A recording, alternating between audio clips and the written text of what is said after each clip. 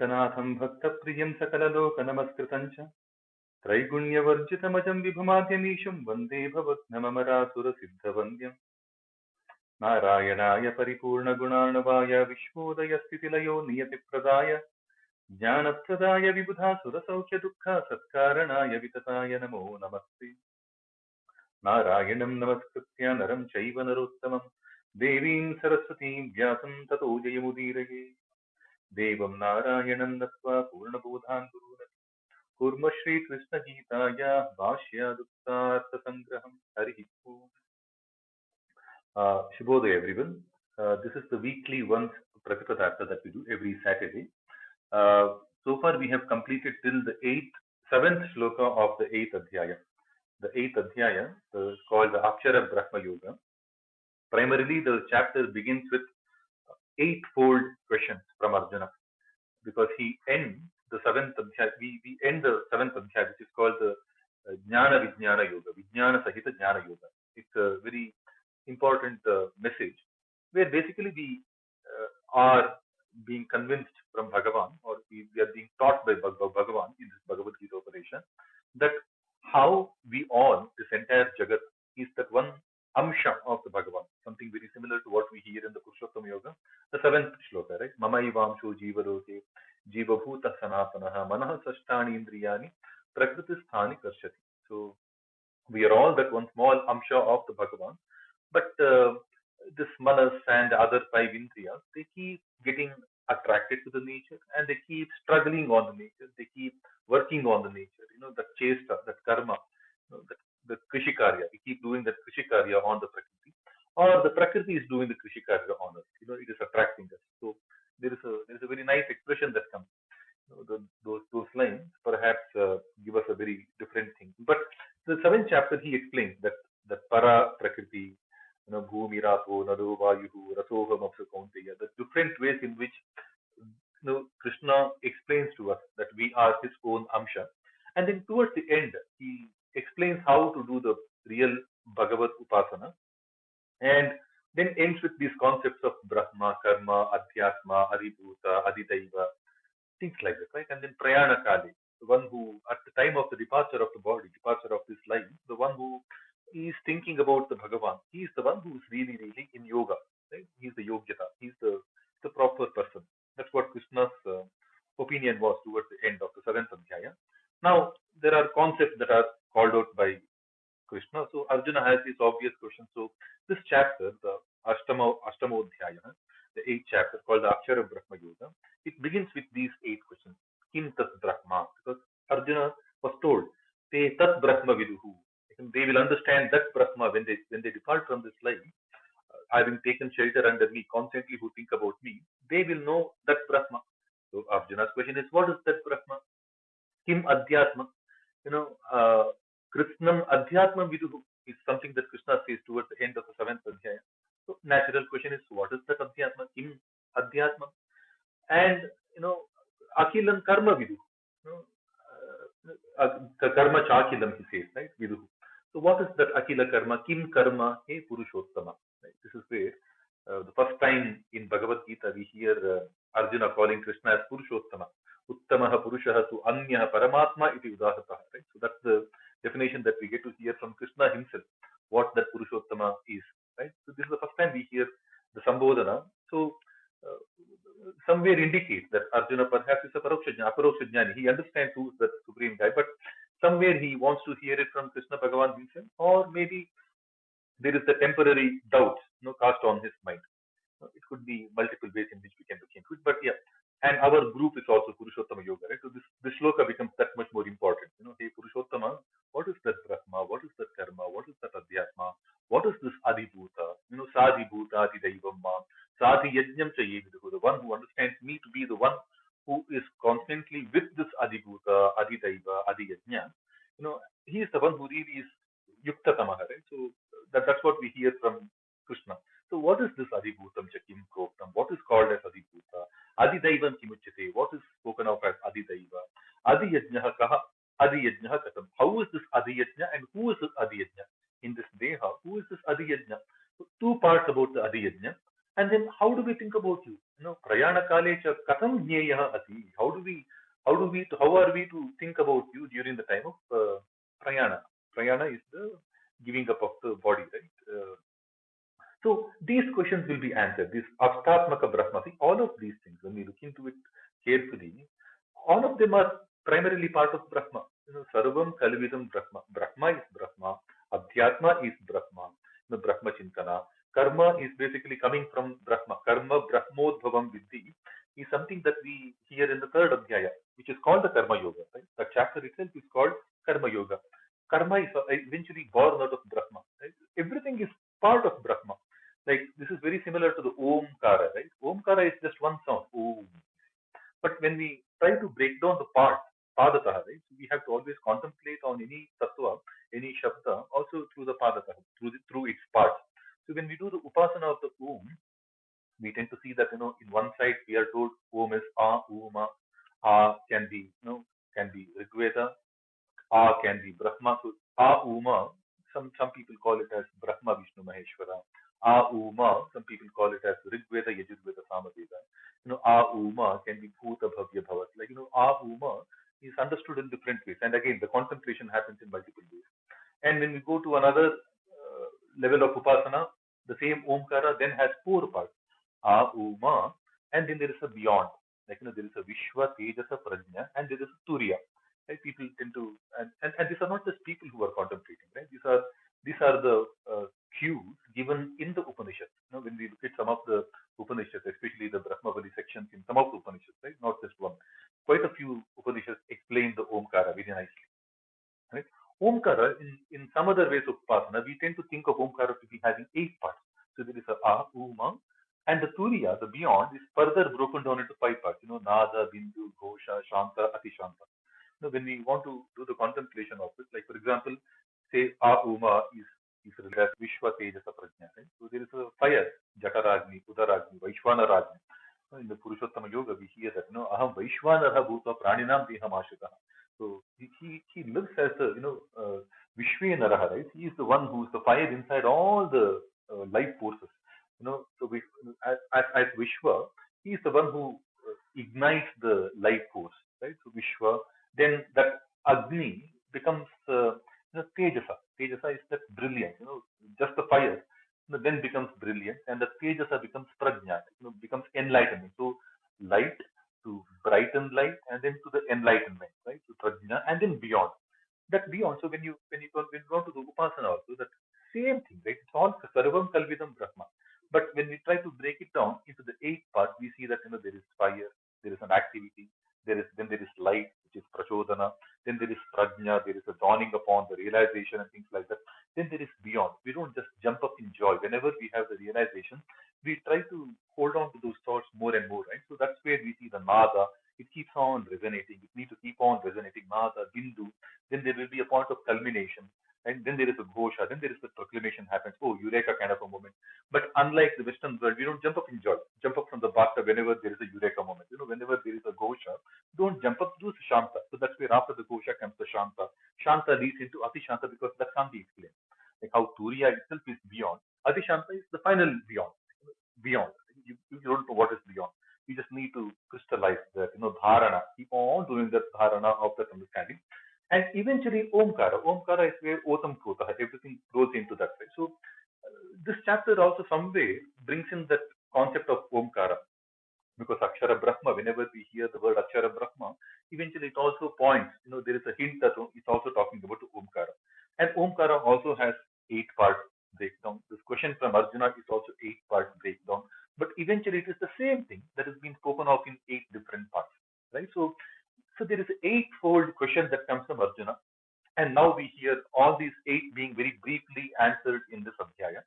Okay. And it doesn't stop here. When we look into it, Krishna continues to answer the same set of questions from Arjuna till some 11th shloka of the 10th Adhyaya. So for the next couple of chapters more, we get to hear the same 8 questions being answered by Krishna. Because Krishna is very clear. He doesn't answer anything beyond what is necessary. He will only answer to the point. Right? He doesn't do unnecessary virtue signaling and things like that. So these questions, these 8-fold questions from Arjuna, now takes us through some brilliant journey within this Upadesha, right? We see the complete 8 chapters, all those 8 questions will be briefly answered. And then we are taken to the ninth chapter where the same set of 8 questions are answered in a little more fine-tuned way with a little more artha chintana that we can do, and then takes us to the 10th chapter, because that is where the importance of this entire uh, you know discourse, like the Vibhuti Yoga, we call it. Right? So we are now taken to these 3 chapters. Okay, we call them as these 3 different chapters, but it's the same Bhagavan Uvacha that continues.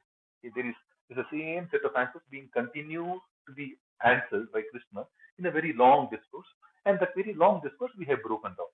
Some 26 slokas are attributed to the 8th chapter, some 34 slokas are attributed to the 9th chapter, and then some 11 slokas are attributed to the 10th chapter of the Vivino. But all these 71 slokas that follows from now are basically one single discourse from Bhagavan. It is one Bhagavad-Gita delivered to Arjuna to answer those 8 questions. That's the way we can see it. Right? So now he starts off, right? Aksharam Brahma Paramam. This Parama Aksharam, Parama Brahma, Param Brahma itself is the Akshara. So Aksharam Para is the Brahma. What is that Brahma? Aksharam Parama Akshara is the Brahma. Like he explains, right? In the 15th, we started this entire journey by looking into the 15th chapter. Kutastaha Aksharaha Uchyate. Right? The one on the top is the Akshara. Ksharaha Sarva Bhutani. All living beings are Kshara. The one that is truly imperishable are the ones right at the top. And this is Parama Akshara. Brahma is the top among the Akshara entities. If there are a handful of few Akshara entities, then this Brahma that he spoke of, that Brahma, right? What is that Brahma? It is the Parama Akshara Brahma. It is the most supreme among all the Akshara entities. Forget the Akshara. Like when we look into the Tattva tree, it typically tells us that the entire Bhutadi, Amsha Tattvas till about the Mahat Tattva, can be classified as the Kshara. But beyond that comes the Mahalakshmi, the Pradhana. That could be the one of the first Akshara. Then the Purusha. Then the Ishvara. Right? Now this could be understood to be the Kutastha, the one right at the top of Tattva tree, and these are the Akshara. They are imperishable, unbreakable, things like that. And this Brahma is the most supreme among them. The Parama Ishvara is the Parabrahma, the way he says. Aksharam Brahma Paramam. Swabhavaha Adhyatma iti uchyate. Right? He answers Adhyatma, Adhi Atma, right? Towards, in reference to the Atma, which is Swabhava. Understanding each one's Swabhava then becomes Adhyatma. The purpose of Adhyatma is understanding self, Atma Jnana, going towards the Atma Jnana. Right? That becomes the Adhyatma. Bhuta Bhava Udbhavakaraha Visargaha. That is known as the karma. Right? Bhutanam Bhava Udbhavakaraha. The one that brings out the Bhuta Bhava, Bhutanam Bhava, the expressions, the life, the feelings, the true state, the Swabhava, the Prakriti, that Visarga, that special creation, okay, is called as the karma. Karma iti samyitaha. So, samyak jnataha. It's the one that is known as the karma. Now, this is to be contemplated, right? So what is it that brings out the bhava of the of the bhuta ganas, bhuta rashis? Okay, it's the prakriti. The swabhava is rooted in the prakriti. Right? Devim prakriti mashitaha, asuri bhava mashitaha. We hear that, right? In the 7th chapter, we hear that tribhir guna mayai bhave yebi sarvamidam jagat. Okay, all of them are basically rooted in the prakriti. The swabhavas are primarily rooted, and the one that brings out the swabhava, the bhava of every bhuta rashi, that visarga is the karma. Basically means prakriti itself is the karma. All our actions, when we look into it very carefully, it's a very beautiful explanation given by Krishna.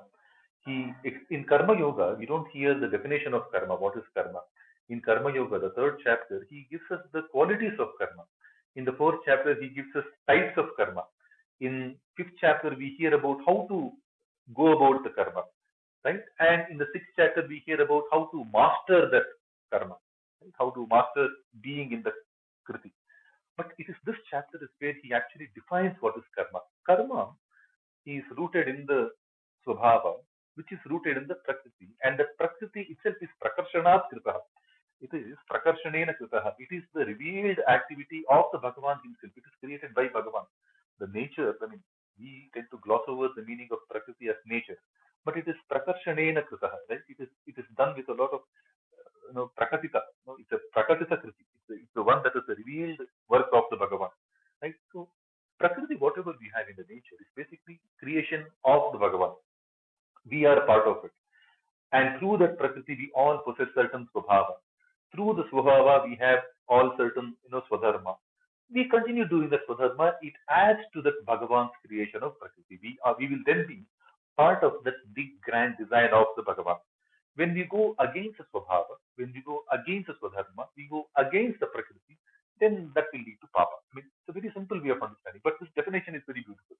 Bhutana Bhava Udbhavakaraha that Visarga, Visheshata Sarga, Vividata Sarga, Vikrishta Sarga. So that's the special Sarga, which is not just a one-time Sarga, right? It is continuing to happen. Like, the Bhutagana comes on again and again and again. Right? We keep having this birth, we keep having the death. So that Visarga is a special Sarga. It's not just that one-time creation. That initial thing, Saha Yajna Praja Sruštva. When that initial creation happens, that Sarga is different. This is a special sarga, which is the multiplied kind of sarga, which kind of goes on and on. The elaborated sarga goes on and on. So we can contemplate upon that. Right? It's a very beautiful message that Bhutana Bhava Udbhavakaraha karma. That visarga karma iti sanyitaha. Adhibhuta is kshara. Adhibhuta is the temporal matter. Like whatever is in the material plane. That is the adhibhuta. Bhuta is the matter. Purushaha Adhidaivata, all the life forces. Like, there is a force behind the water. Water is one, the material element.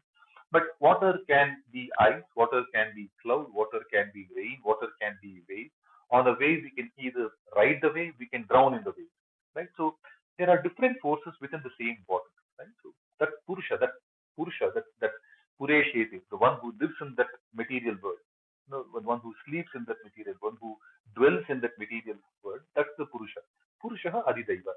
Like, for example, when we see pandemic, when we see rain, we bow down to those Devatas, Adidevatas. Deva Bhavayatanena, Deva Bhavayantu Bhav. That's something he explained in the third chapter, right? That's the Purusha. Purushaha Adidaiva. Adiyajnaha Ahameva. Who is that Adiyajna? I am Ahameva. Dehe. How? Deha Pratambara. By being the excellent people in all of you. You are already that. He's explaining. You have enough of my Amsha in you. A Deha Pratambara, who's superior among the Dehis, who's superior among the ones in the Deha. Okay, I am the one in this Deha, and I help you become that better. Like, very similar to what he said in the 7th Adhyaya, Manushyanam Sahasreshu Kaschid Yatati Siddhayu. Whenever somebody achieves any kind of a siddhi, you need to understand that Bhagavan is with them. There is that Bhagavan element in them very strongly, very nicely coming out, right? So I am the one who is inside this, and he is the Adhyaya.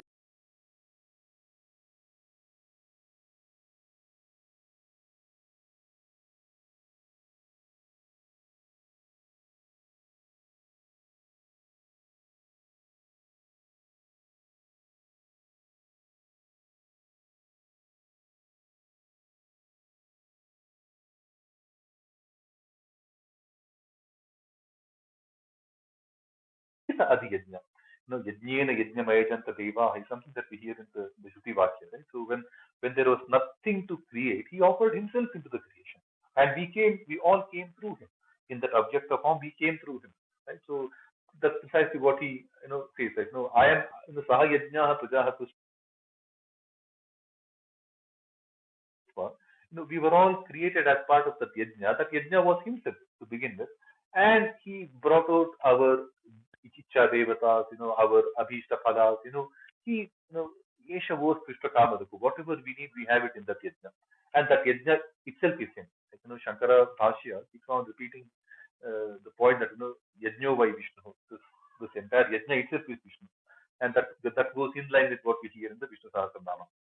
And Antakalesha Mameva Smaran Muktva Kalevaram. Oh, we saw this. Now, from the 5th sloka onwards, how do we think about you, right? Antakala, in your time of departure, think about me. I think we spoke about those examples of Bharata, we spoke about examples of Ajamila, we spoke about examples of Gajendra. Antakale, when we think about him, and this is important, right? The problem is that Antakale Antakala, whenever the Antakala, we can't think about the Bhagavan. When there is distress, we might think about it, but Antakala, when we are pushed to the limits, we will be thinking about different things, right? What we will be missing, how dear we are to this, jiva, to this body, and things like that, right? Uh, so the essence of Antakala Smarana is constantly doing the Smarana of the Bhagavan. I think that point will come.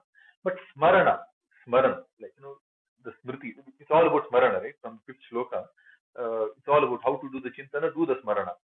And Smarana is not just another memory. In the English translation, we say remember me, right? That is not just remember. I can remember the Newton's laws of motion without really contemplating upon it. That's the shallowness of English language, right? But here in Smriti, the Smarana, Smriti, it is explained in the Patanjali Yoga Sutra, right? Anubhuta Vishaya Sampramoshaha, where you keep on lingering upon, relinquishing upon, keep on thinking about the experiences that we all go through. And what kind of experiences? Rasoham apsu kaunteya.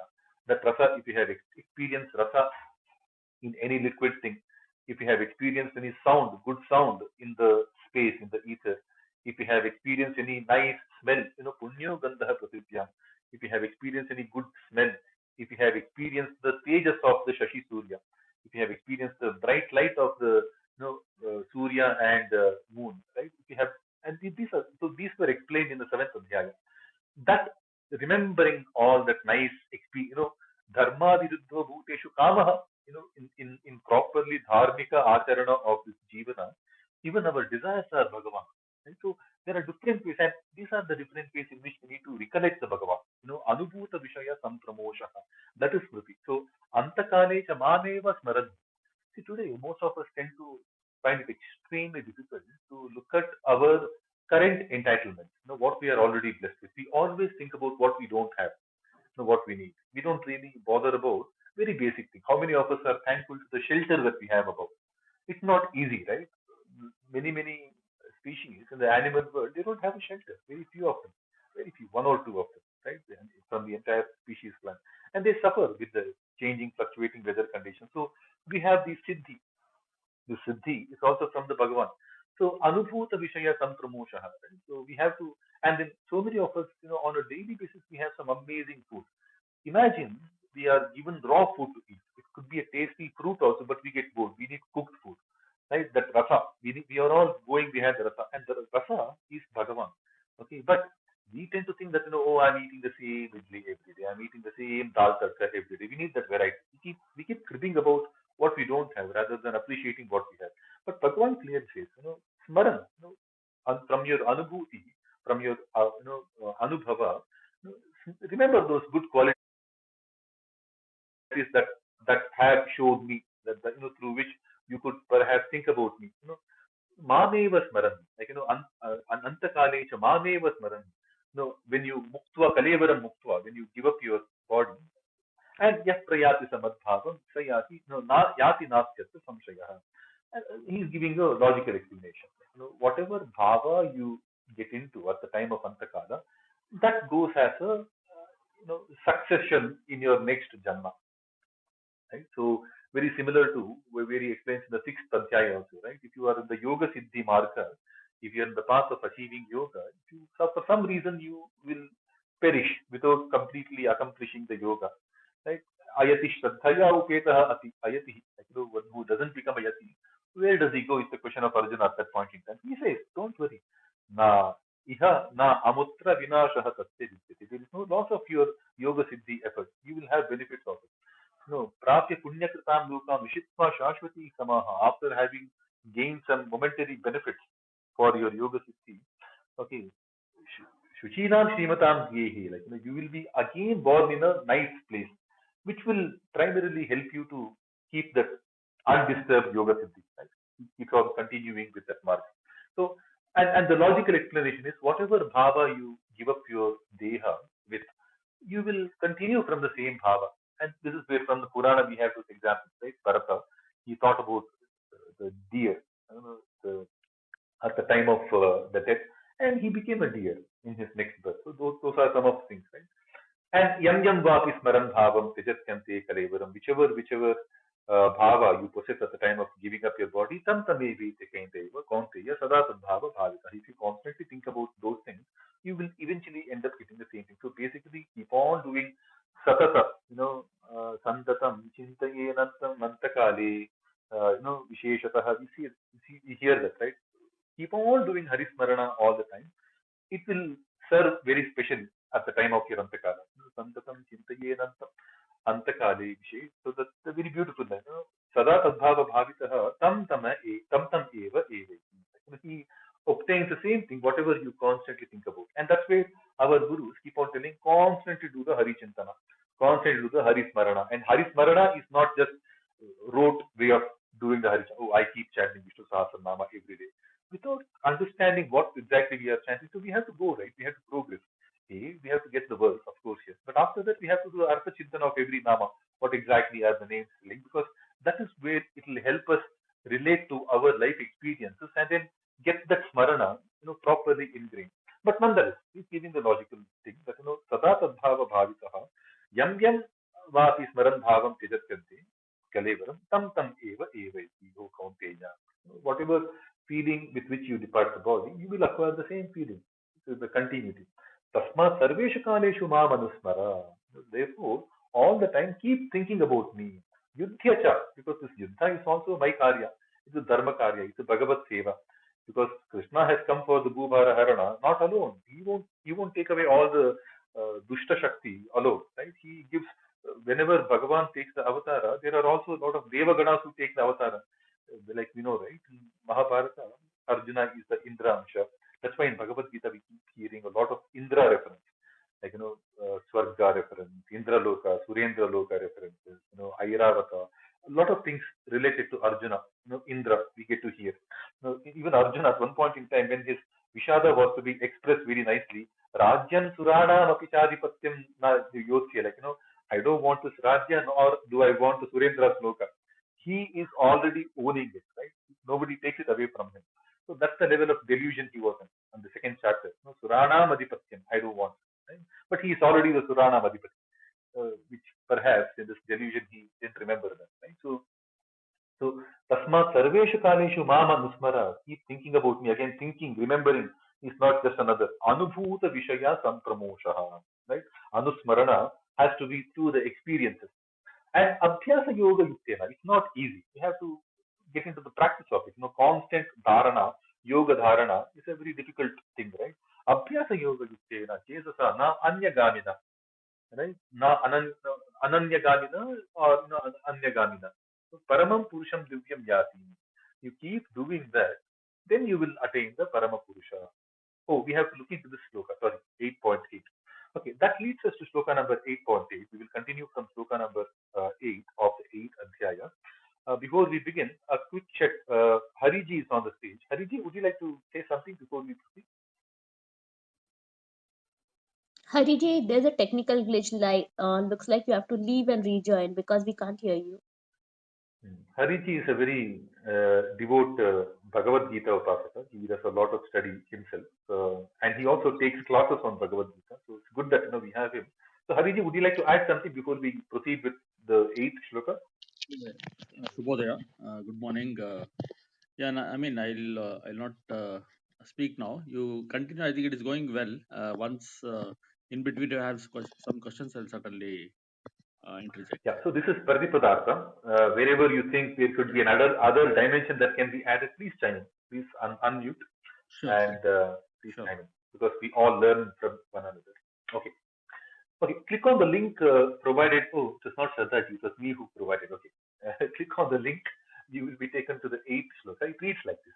And this website is nice, right? It has the Pratipadartha, Padacheda, Anvaya. We'll see what they are. It kind of enhances our study experience. So 8.8 reads like this. Abhyasa yoga yuktena chetasa nanya paramam purusham divyam yati parthanu chintayan. Abhyasa yoga yuktena chetasa nanya. So there is nanya nanya. There are two, I think. There are two Patavedas. I remember it. Paramam purusham divyam yati parthanu chintayan. Anuchintayan. Smarana, anusmarana, anuchintana. Very samanarthaka padas, right? So let's see the padacheda when we scroll down. Abhyasa yoga yuktena chetasa na anyagamina. Right? Chetasa nanyagamina, chetasa nanyagamina. So nanyagamina is na anyagamina, is nanyagamina. Nanyagamina is chetasa ananyagamina. So the chetasa plus ananyagamina, chetasa ananyagamina. Chetasa na anyagamina, chetasa nanyagamina. There are two variations that you will see, but they both mean the same. Paramam Purusham Divyam Yati Partha Anuchintayan. Partha Anuchintayan, Partha Anuchintayan. So this is the breakdown of the words. When we unjumble these words, we get the Anvaya, right? Hey Partha, Abhyasa Yoga Yuktena, Na Anyagamina, Chetasa, Anuchintayan, Paramam Divyam Purusham Yati. What does that mean? We click on dictionary. Hey Partha, hey Pratha son, O Arjuna, Abhyasa Yoga Yuktena, by yoga of constant practice. Abhyasa Yoga Yuktena. Na Anyagamina, undeviating, without any other path, without any other direction. Chetasa, with proper chetas, chit, with consciousness. Anuchintayan, keep thinking about me. Paramam Divyam Purusham, the supreme divine Purusha. Right? Yati, you will attain. Very simple, right? So keep on thinking about me, but it's not easy. We keep getting distracted. And we can't constantly think about that, this is all Bhagavan. Many a times, ahankara, right? Vimudhatma kartahamiti manyate. I became this successful. I built this house. I am taking this Bhagavad-Gita talk. We said that ahankara tends to overpower many of us, right? But we have to, if I am able to speak something worthy of Bhagavad-Gita through my mouth, it can't be without his prerana, right? Without his abhishtapada, without his blessing, right? Uh, and that is the Bhagavad Tattva. If this talk is useful for somebody, but ahamkara sometimes will take us away. Oh, I did this talk. Okay. Oh, he's disturbing my talk. Sometimes we get that. Today the room, chanting room, we saw that perhaps we are all right, but there is one person who's wrong. Maybe he's wrong, but the very thought without sometimes we get very restless in dealing with that particular situation. Okay, there's a difficulty, but not that we take nuisance at the face value without any reaction to it. But there is a way to handle it. Sometimes some of us would have shown maturity in handling it. Some of us would have been extremely restless in handling it. So we will see there are different shades of that ahankara. Ahankara removed atma kartahamiti manyate. When we remove that ahankara, when we think that all of this is Vasudeva sarvamiti, when we understand this entire thing, Desha, Kala, Guna, everything, whatever nice things are happening, it is Vasudeva. Vate Nivasati Vasudeva, right? That's the Deva who is all pervading, Sarva Vyakta and Nirlipta, right? The one who is all across, that Vasudeva Sarvamiti, that kind of upasana is Sudurlabha Saha Mahatma, that kind of a great people are extremely difficult. And that is why he is explaining Abhyasa Yoga Yuktena, keep on doing the practice. Aneka Janma Samsiddha, right? So constantly do the practice. Okay, if you do that through constant practice, if you can somehow deliberate and think about me constantly, then you will attain that Parama Divya Purusha. Right? You will explain.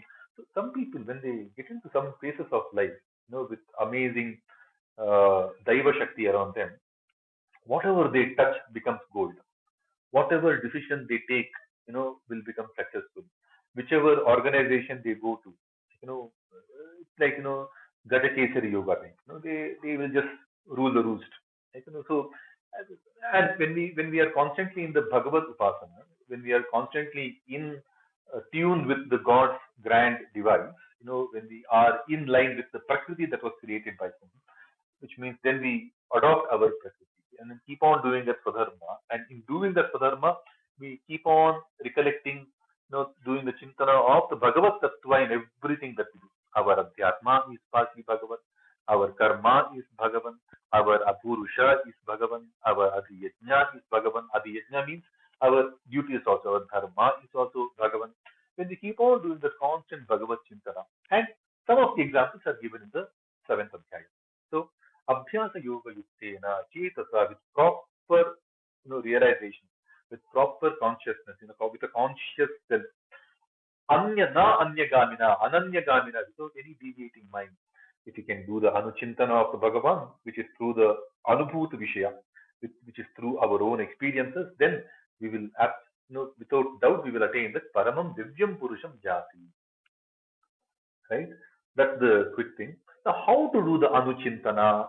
Now he will again briefly, he has explained in the 7th adhyaya, like in the Soham of Sukaunteya, Prabhasmi Shashitujayoho, Pranava Sarva Vedeshu, Shabdasche Paurusham. If anybody has a Paurusha inside all of us, which is the life force, which will help us achieve certain things in life, that itself is Bhagavadamsha. The minute we think we have Purusha, Paurusha inside all of us, in all the Narana, Paurusha is Bhagavan. Right? But now he explains further how to do the Anuchintana. And that is where we are leading to the 9th shloka. Right? But before we go to the 9th shloka, let's quickly see how Aurobindo has interpreted this shloka. For it is by the thinking always of him or me, with a conscious united with him, or him is basically it's a third person reference, but it's the first person. Okay, Abhyasa Yoga Yukena Chetasa Nanya Gamina, because the question from Arjuna is Katham Nyeyaha Asi, how are you to be thought about? Right? So it's the first person, for it is by thinking always about me with a conscious mind, united with me in an undeviating yoga of constant practice, that one comes to the divine and supreme Purusha, O Partha. Right? Or my supreme Purusha, O Partha, something like that. Because he's talking about himself. Because Arjuna referred the question in a second person way, right? Nyeyaha Asi, how are you to be thought about? So it is the first person. That's a beautiful translation. But yeah, when we look into the previous shlokas, that Anusmarana, see, most of the shlokas, at least till the 14th shloka, it's all about how to do the Smarana. Almost every shloka will have something to do with Smarana. And Smriti is Anubhuta Vishaya Sampramushaha. Right? That takes us to the 9th chapter, sorry, 9th shloka. It reads like this. Kavim Puranam Manushasitaram Anoraniyam Samanusmaredyah Sarvasya Dhataramachintya Rupam Aditya Varnam Tamasah Parastat. It's a very beautiful shloka. This perhaps is the first expression of amazing bhakti in Bhagavad-Gita, if I can say that. We can just use this as a stand, like how we do the Bhagavad Bhakti, right? There are prayers that we have. Shuklam Bharadharam Vishnum Shashivaranam Chaturbhujam. Then we praise the Lord. Right? Whenever we praise the Bhagavan, there are some nice shlokas. Sarva Mangala, Mangalam Bhagavan Vishnu, Mangalam Padusudana. Those are some amazing shlokas, right? For expressing the bhakti, praising the Bhagavan. I think this is very nice. Kavim Puranam Manushasitaram Anoraniyam Samanusmaredyah Sarvasya Dhataram Achintya Rupam Aditya Varnam Tamasah Parastat. Let's see, before we come to the Artha Chintana of this shloka, let us look at the Padacheda. Kavim Puranam Anushasitaram Anoho Aniyamsam. Anoho Aniyamsam becomes Anor Aniyamsam. Anor Aniyamsam.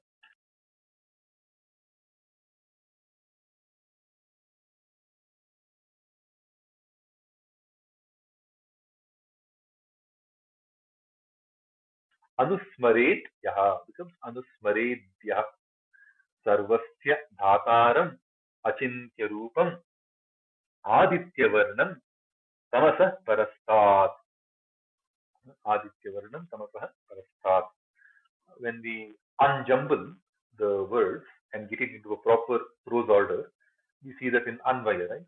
Yaha, the one who, Yaha, Kavim, Puranam, Anushasitaram, Anoho, Aniyamsam, Sarvasya Dhataram, Achintya Rupam, Tamasaha Parastat, Aditya Varnam, Mam Anusmaretu. Mam comes later, I think it's in the next shloka. But think about me. What does that mean? We click on the dictionary, right? Yaha, the one who, Jo Vyakti, Yaha, the one who, Kavim. Kavim is the seer, the sage, the muni, the knower of everything, right?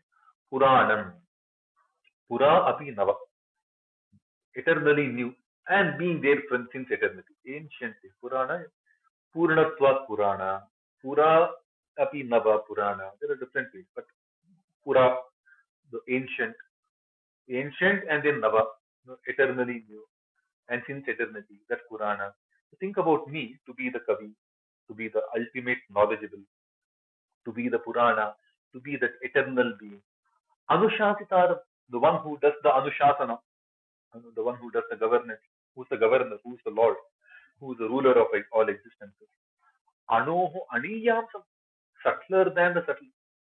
These are some of the expressions. See, this sloka has a lot of these takes from different Upanishads, right? Kavim, Puranam, Anushasitaram, they're all words from the Shruti. Anoraniyamsam.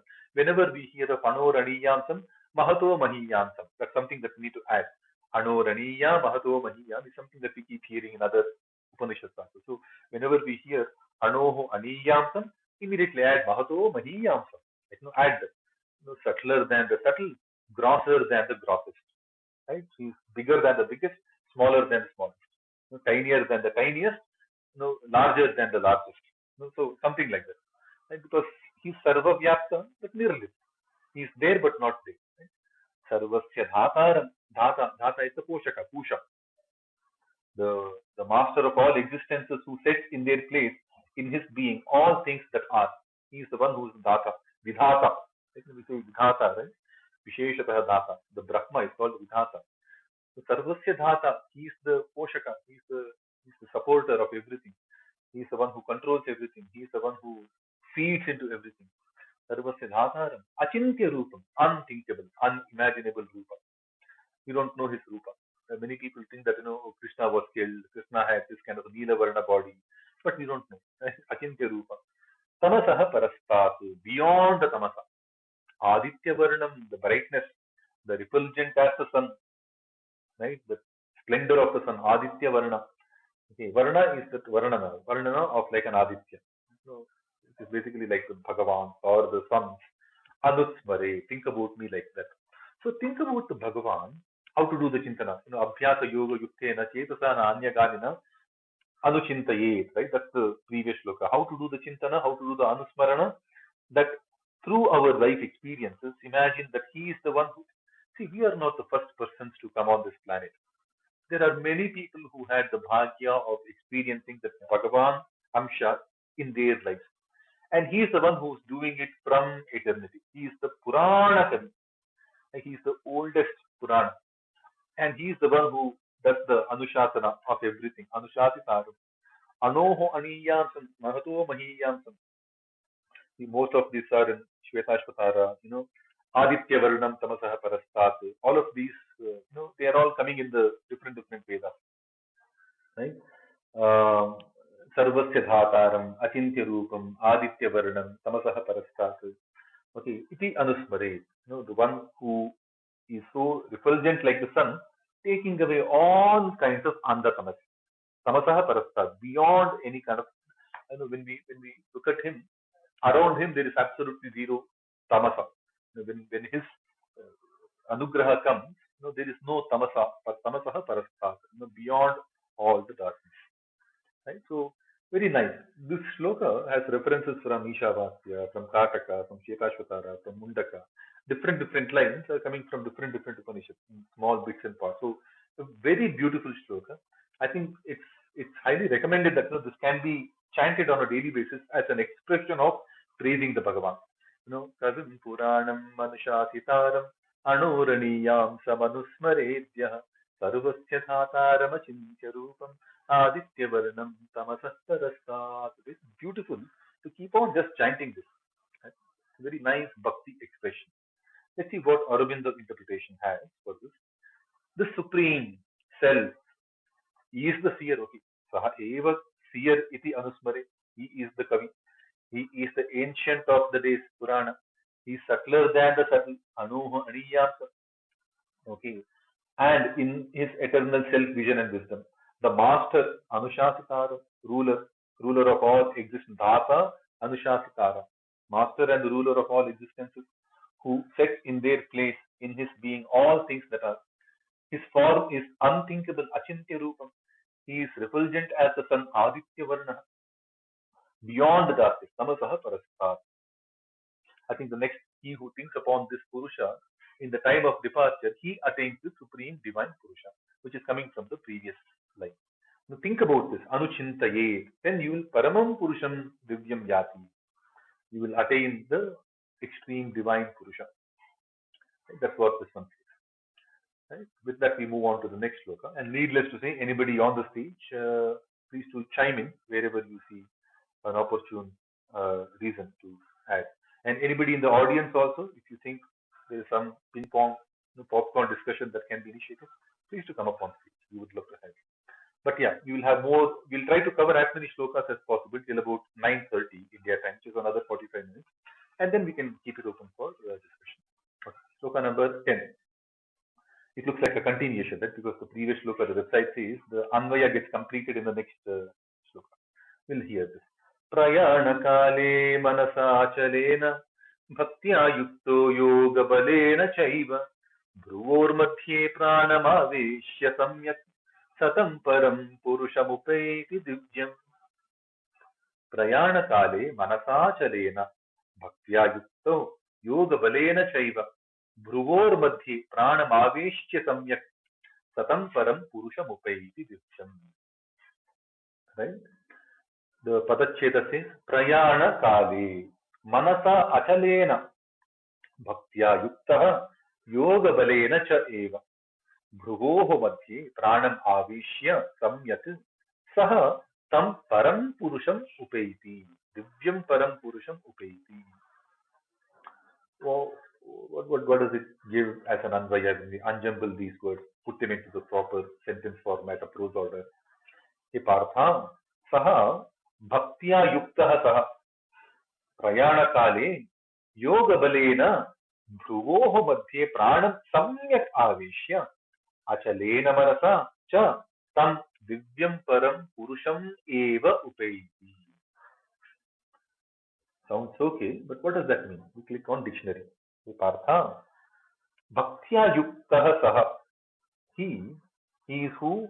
The one who thinks about Bhagavan to be the Kavi, Purana, Anushasitara, Sarvasya Dhata, Achintya Rupa, Anoho Aneyamsam, Aditya Rupam, Tamasaha Parastat Aditya Varnam.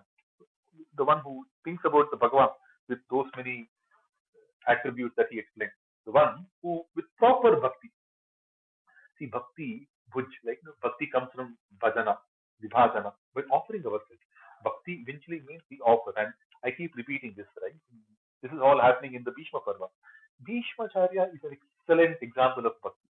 The 9 days where he was 100% on the war, he was smashing, one Anikini Sainya, 10,000 people worth of Sainya of the Pandavas on a daily basis. In 9 days, he has almost single-handedly annihilated one full Akshohini. Right? He's the true Maharata, Atirata. He smashed that. And every morning before the war, he would say, "Oh, Jayo Pandaputrana." So he would wish for the victory of the Pandavas. But he knows in the Bhubhara Harana role of Sri Krishna, as a representation of Rashtravasu, he has a role to play, which is killing the Adharnikas in the Pandava side, who have come in the Pandavas. So he was killing 10,000 people every day, right? But when he became incapacitated in that Shaya, Sharashaya, in the bed of arrows, when he became completely incapacitated, the Vishnu Sahasranama is the best expression of bhakti. There is no better, Vishwam Vishnu. So that expression is so nice, right? Bhakti. So Bhaktya Yuktaha, okay, Yoga Balena, okay, all throughout, Bhishmacharya thinks about him. Prayana Kale, even at the time of departure, see, in Vishnu Sahasranama, at one point in time, Bhishmacharya says, Shikhandi Nahosho Vishaha. Even Shikhandi, who was the reason for Bhishmacharya's fall, he is looking at him to be Bhagavan. He's the Rupa of Bhagavan. Okay, my death is also from you. Hey, Janardana. He keeps saying that, right? Even my death. How many of us can do that? Prayana Kale, Chintayet, the one who absolutely endowed with Bhakti, Bhaktya Yuktaha Saha, Prayana Kale, at the time of departure, Yoga balena, by that prabala, by that extreme force of yoga, Dhruvoho Madhye Pranam Aveshya, in that Ajna Chakra, getting all the life forces, all the Indriyas concentrated in the Dhruvor Madhye, which is the Ajna Chakra, in between the eyebrows. Very consistent, right? I think we heard that in the fifth chapter, Spashyan Sitva Bahirvahyan Chakshuschaivantare Dhruvoho. Uh, that that that concentrating the life forces between the eyebrow has come in the fifth adhyaya, has come in the sixth adhyaya. Here also, by the constant yoga practice, if you can somehow get your senses controlled under the Ajna Chakra. The Ajna Chakra, the pineal gland, is called as the Guru Chakra. It is where the complete proper regulation happens. If we can get our Ajna Chakra activated, practice this. I mean, I have experienced this sometimes. We don't even need alarm clock. We can even decide what time we want to wake up. If we have a properly controlled Ajna Chakra, okay, we can even automatically decide what time we want to get up, and we will be able to get up at that time, right? So I do that many a times. Without alarm clock, I want to get up at 3 o'clock. I want to get up at 4:30 on the dot, not half an hour before, not half an hour later, on the dot. So Ajna Chakra, if you can really control, and I don't say that we can ever control it completely. There will be sparks of brilliance that we all experience, and there are many days where we would have gone completely berserk. And that happens with me. I can only speak for myself. But sometimes when I think my Ajna Chakra is in shape, in place, in control, there are some days, right? It's an amazing experience, right? Your complete senses are under control. You don't get swayed by anything. So, Bhruvor Madhya is very sacred, to control the Ajna Chakra. Right? Ajna Bhruvor Madhya Pranam Samyak Avesha, by controlling all the life forces entirely in that Ajna Chakra between the brows. Okay, Achalena Manasa, without a Chanchalatva of the Manas, because this entire thing came from that Chanchalam Himana Krishna, right? From there, how, what happens if the Yoga Siddhi is not completely accomplished? So that is what has led us to this set of questions from Arjuna. Next, right? So, Achalena Manasa, when you control your senses, Achalena Manasa, Tam Divyam Param Purusham Eva Upaiti. You will attain that divine supreme Purusha only, verily, indeed, truly, right? Eva. Eva. So that's the expression. But not easy, right? Easier said than done. Bhaktya Yukta. Through the force of that yoga. And yoga comes through Abhyasa. Abhyasa, Vairagya are the only short way of achieving yoga. Abhyasena tu kaunteya, Vairagyena cha grishyate. The only way to control your Chanchala Manas. Patanjali Yoga Sutra says the same thing, right? Abhyasa Yogena, Tannirodha. That's the line that we hear in the Patanjali Yoga Sutra. The Nirodha, Chitta Vritti Nirodha, right? The whole concept here is Chitta Vritti Nirodha. Happens only through Abhyasa and Vairagya. Right? Bhaktya, when we are Bhaktya Yukta, that Virakta Subhava comes automatically. Not me. I am offering myself to the Bhagavan. All that I am, all my actions are, all my thoughts are, all my knowledge is, all my strengths, all my blessings, Bhagavan. Bhakti. Offer, not mine. Idam na mama. No, naham karta, harik karta, tat puja karma chakidam. All my actions are his puja. And there also, tatrati matkrita puja, even there, whatever bhakti that I show, whatever puja that I am able to do, tat prasadatna anyata. It's only through his blessings, not by any other thing. Those are some of the expressions that we keep hearing. Right? Let's see what Aurobindo interpretation says. He who thinks upon this Purusha in the time of departure, again with yoga, with abhyasa, constant thinking, sada sadbhava bhajita, with motionless mind, achalena manasa, a soul armed with strength of yoga, yoga balena, a union with God in bhakti, bhaktya yukta, and the life force entirely drawn up and set between the brows, which is the Ajna Chakra. Pranam, Bhruvor Madhye, Aveshya, in the seat of mystic vision, that's the Ajna Chakra. He attains to the supreme divine Purusha. Paramam Divyam Purusham Upaiti. It's a very simple thing. And again, see, all of these things, after we know the word by word breakdown and the meaning, it's always good to read a few bhashyas, because that is where some of our Jagat Gurus have brought in some brilliant experiences through their life activities and through those commentaries. Right? So read the bhashyas. I think there's plenty of different takes on this. But some of these shlokas, They have repeat resonance with a lot of Upanishadic messages. Okay, let's see the next one. Shloka number 11. Yadaksharam Vedavido Vadanti Vishanti Yadyatayo Vitaraha Yadichanto Brahmacharyam Charanti Tatte Padam Sangrahena Pravakshye. Very beautiful. I mean, every time we look into these kind of shlokas, it gives us a different dimension. Yadaksharam Vedavido Vadanti Vishanti Yatayo Vitaragaha Yadichanto Brahmacharyam Charanti Tatte Hena Pravakshye. See, he's not done. Though all the 8 questions from Arjuna seems to have been addressed, right? But it's not done. That's what he says here. That's also what he says here. That's not all that he says. There is something else also that he's saying, but he's telling, I'm not done answering those questions. Though it might have sounded like a couple of my shlokas alone answered all your 8 questions, but let me tell you in detail. But let's see. Let's see the Padacheda first. Yat Aksharam, Yadaksharam. Yat Aksharam Vedavidah Vadanti. Vedavido Vadanti. Vishanti Yat Yatayaha Yad Yatayaha. Yatayaha Vitaragaha. Yatayo Vitaragaha. Yat Ichchantah Yadichchantah Brahmacharyam Charanti. Tat Te Padam Sangrahena Pravakshye. That's the breakdown, right? Now read the Anvaya. He Partha Vedavidaha Yat Aksharam Vadanti Vitaragaha Yatayaha Yat Aksharam Vishanti Yat Ichchantah Brahmacharyam Charanti Tat Padam Te Sangrahena Pravakshye. What does that mean? We click on dictionary. Hey Partha, Vedavidaha, the one who are learned in the Vedas, the one who are knowing the Vedas, Vedavidaha, yet Aksharam Vadanti. No, those such people, whichever Akshara they speak of, whichever Akshara, whichever immutable thing, Akshara is Nakshara, Naksharati iti Akshara, right? But Akshara is that Parabrahma. The Vedavidaha, the one who are well versed with the Vedas, speak about whichever Brahma, whichever Akshara. Vita Ragaha. Vita is devoid of, having given up Ragaha, attachment.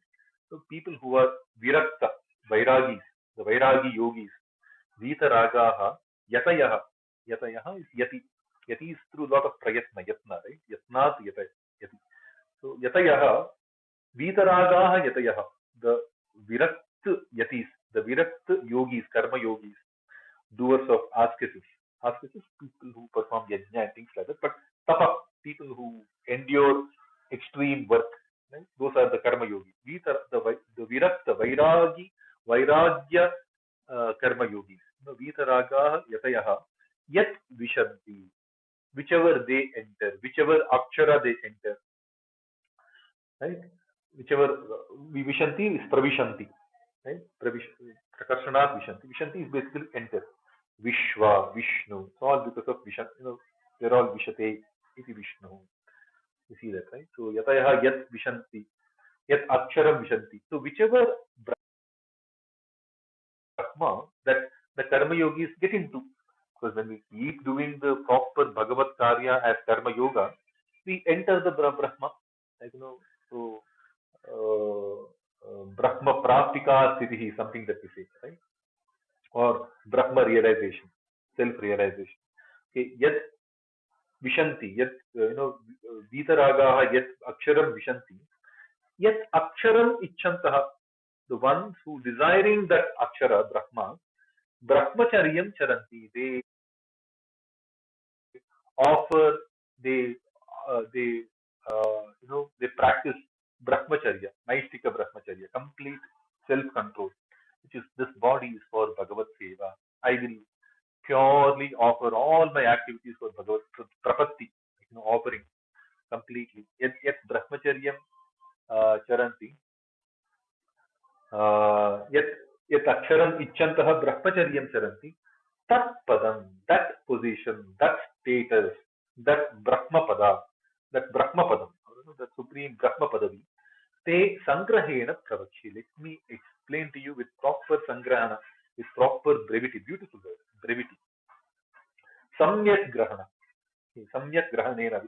proper grafting, with a proper deciphering from various sources with various thoughts. Let me explain to you through different pramana also, because in this chapter he's quoting subtly. In many instances he's quoting from different scriptures also. Even those words are constantly coming in this chapter. So let me explain that akshara. He's not done with explaining that Parabrahma, because at the end of the day, that Parama Akshara is the Brahma, and all the other things like Karma, Adhyatma, Adidaiva, Adibhuta, Adiyajna, they are all from that Brahma, right? So it's all through that Brahma, right? So that Brahma, that Parama Brahma, that Akshara Param Brahma, let me explain to you with as much brevity as possible. That Param Brahma, that Parama Akshara Brahma, who the Veda Vidas keep talking about, who the Vitaraga Vairagis, Yatis, keep entering, okay, who the Brahmacharis, okay, uh, Ichantaha, so who desiring who the Brahmacharis keep on performing their austerities. I will talk about that Brahma, Akshara Brahma, that Parama Brahma. Right? So I will talk about the Brahma a little more. This is perhaps the reason why we see the 9th chapter and the 10th chapter as an extension. In the 10th chapter also it's that Brahma, that Param Brahma, how to think about that Param Brahma in different ways. Arjuna also asked that question, Keshu Keshu cha bhaveshu chintyo. How do we think about it? But he says, let me explain to you that Brahma in a lot more elaborate fashion, with a lot more brevity, sangrahena. Right? What does Aurobindo say for this? The Supreme Soul, which is immutable, self-existing Brahma, of whom the knowers of Vedas speak about, and into which the doers of ascesis enter into. And when they have passed beyond the affections of the mind of mortality, viraga, vitaraga, and desiring which the practices of brahmachari, the control of the bodily passion, okay, that status, that akshara brahma pada, I will declare to you with brevity. Sangrahena pravakshyami, declare to you with brevity. Right? Very beautiful. So now this shloka is important to understand the context behind why the 9th chapter is coming. Because sometimes we fail to understand why that 9th chapter is going after having explained the entire 8th chapter. It's a continuation. Because he's not done.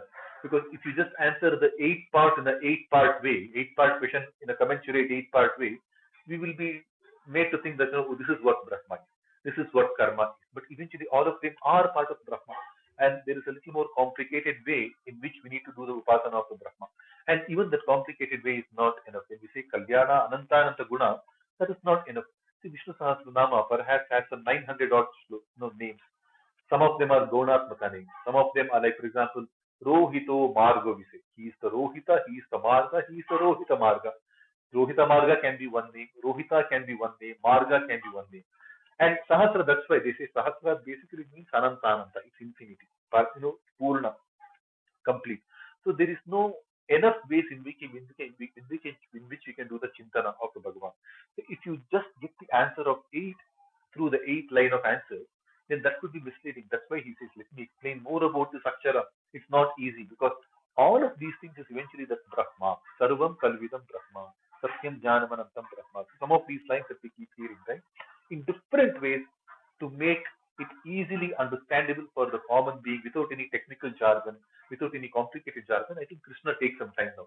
Let me explain to you that Akshara with a lot more sangraha. Right? The same Akshara. I see also this Yadaksharam Veda Vidaha Vadanti. People who follow this. And Vedavadarataha are Kamatmanaha. That's something that he said. He says, Traigunya Vishaya Vedaha. So the face value of the Veda is all Trigunatmaka, Bhogaishwarya. And people into the opulence, like people who are desiring karma siddhi, those are the Vedavadarataha. People who are Nishkama Karmis, and people who are the Bhagavad Prapatti type, Brahmachari. All of them, there are different types of people. Whichever whichever form of akshara that they are all seeking, they are all entering, that they are all acquiring. I will talk about that in lot more sangraha, with a lot more brevity. Right? Keep on thinking. I think the more number of times we think about this, there are new realizations that we go through. Right? That takes us to shloka number 12. सर्वद्वाराणि संयम्य मनो हृदि निरुध्य च मूर्ध्याधायात्मनः प्राणम् आस्थितो योगधारणा. सर्वद्वाराणि संयम्य मनो हृदि निरुध्य च मूर्ध्याधायात्मनः प्राणम् आस्थितो योगधारणा. This yogadharana. So continue to do how to do the yogadharana, and we see niruddhya. We see the niruddhi state. Niruddhi state is the ultimate state of the chitta vritti niruddhi. Right? There are different levels of manovritti. We saw, chittam moodham cha vikshiptam ekagram cha nirodhakam. Nirodha is the final end state, china state of manovritti, the chitta vritti, niruddha. So we will see more about what this sloka is. Padacheda. Sarva dwarani sanyamya manaha hridi niruddhya cha. Mano hridi niruddhya cha. Murdhni adhaya atmanah pranam आस्थितः योगधारणा.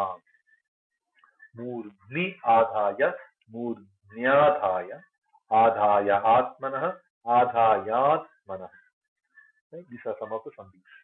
Right? So when we put them back in the proper order, we see the anvaya, but there is something that says is shlok ka anvay agrim shlok mein nihit hai, which means that the full sentencing of this shloka is completed when we look into the next shloka in conjunction. Okay, that's okay.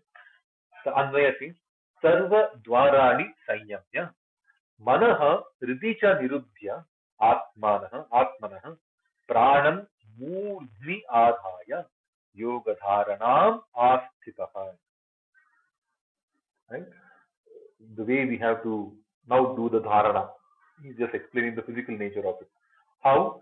Sarva Dwarani Sanyamya.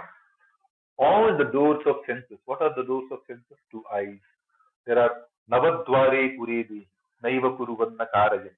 That's what we hear in the 5th adhyaya, right? There are 9 doors of transaction in our body. Sarva Dwarani Sanyamya. Control all those 9 doors. What are the 9 doors? The 2 eyes, the 2 ears, the 2 nostril passages, 1 mouth, right? And then Buddha, there are 2, and there is an umbilical cord. There are these 9 passages where we do the transaction, right? Upastha, Payu. There are different points of our entry points into the body. All the doors completely controlled. Like, because he says the 5th adhyaya, we heard that, right? When you are completely controlled, even when you have transactions on those doors, Navadwara, Puredehi, Naiva Kuruvanna Karaya. No, Pashyan, Shrunvan, Spushan, Jigsan, Ashnan, Gachan, Papan, Shwasan. These are the different inlets, outlets of transaction. Right? Sanyamya, all the doors being completely controlled. Manaha Hridi Niruddhya. The manas is completely controlled in the Hridi. What is Hridi? Hridam Sarva Bhutana Mam Jnatva. Mana, the Hridi, Hriddesha is Ishvara, Bhagavan. Which means Manaha is completely offered into the Bhagavan. No, Sarvasya Chaham Hridi Sannivishta. In the Hriddesha, it's the Bhagavan who is properly doing the Nivasa. Right? So, Manaha Hridi Niruddhya means getting the mind completely shut into the Bhagavan, in the Bhagavad Chintana. Right? Atmanaha Pranam Murdhni Adhaya. Prana here can be the life force. Prana can also be the senses. We heard that, right? Prashant Tattva, Bahitbahyan, Chakshushchaivasare Bhuvo. We saw that in the previous sloka also. Bhruvor Madhye Pranam Avishya Samyak.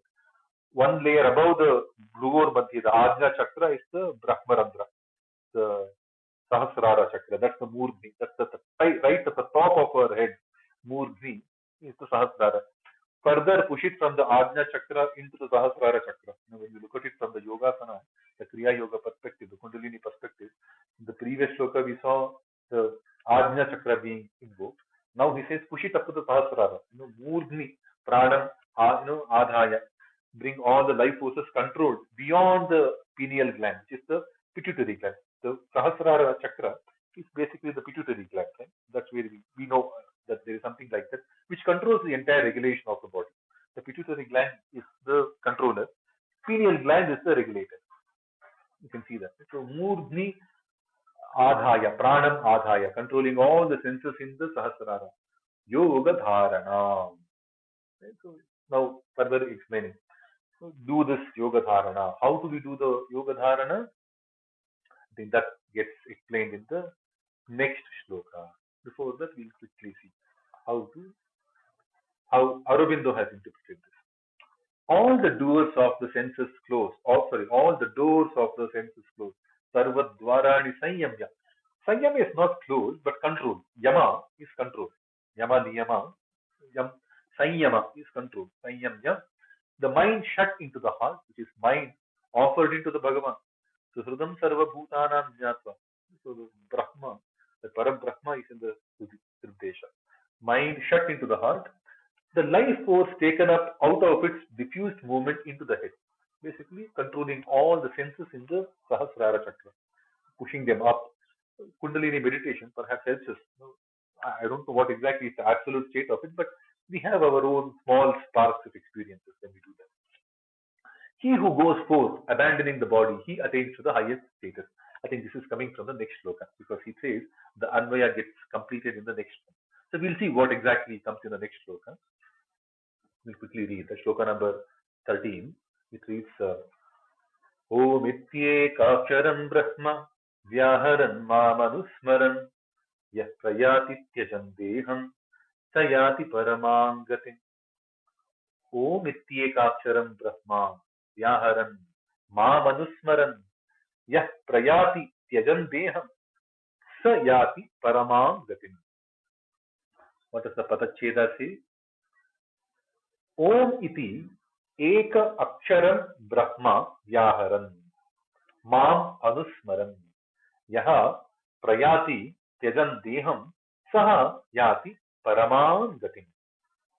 When we unjumble them, we get the anvaya, right? Yaha om iti eka aksharam brahma vyaharan mam anusmaran saha deham tyajan prayati paraman gatim yati. Right? So, Saha can be used earlier. This website has used it later. I mean, we can play with it. There are different ways in which we can do the contemplation. But we'll see what the dictionary, the meaning says. Yaha, the one who Om iti ekaksharam brahma vyaharam, uttering this Om, this ekakshara brahma, akshara brahma, the pada brahma, the shabda brahma called Om. One who keeps on uttering Om. Right? Constantly utters Omkara, Pranava, and Deham Tejan, and giving up the body, while abandoning the body. Prayati, he departs. Saha, he, Paramam Gatin Jati, he will attain the ultimate status. Now, this can be complicated, right? At the face of it, it says, one who constantly utters Omkara and gives up the body and then departs, he will attain that Brahma Pada, the supreme status, Paramam Gatin Jati. Very simple. And this is how we most of us understand. Keep on Yoga Dharanam Asthitaha in the state of yoga, in the Dharana state of yoga, where all the prana is concentrated at the Sahasrara Chakra, right? At the Murti, right at the top, in the Brahma Randhra. In that kind of a sthiti, he keeps on uttering Om syllable, which is the Akshara Brahma, which is the Shabda Brahma. Okay, and in that state gives up the body and departs from this body, dies, right? He will attain the Parama Pada, Paramagati, Muktanam Paramagati. That Narayana in the Vishnu Sahasranama, we hear him to be the Muktanam Paramagati. Right? He will attain that state. Let's see what Aurobindo says. The intelligence concentrated in the utterance of the sacred syllable Om and its conceptive thought, Mam Anusmaran, so conceptive thought. This is very interesting. This is a very nice translation by Aurobindo. We'll contemplate.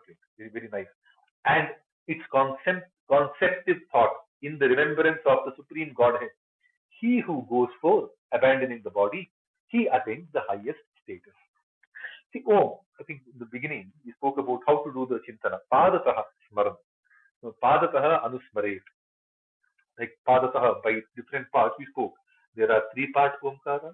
There are A-Uma. There is a four-part Omkara. Vishwa, Tejasa, Prajna, Turiya. There is an eight-part Omkara. Vishwa, Tejasa, Prajna, and Turiya is into five. Nada, Bindu, Ghosha, Shanta, Atishanta. We spoke about that.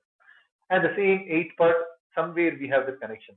We have Brahma, Karma, Adhyatma, Adhibhuta, Adhidaiva, Adhiyajnakaha, Adhiyajnak, Katham, and Chintana.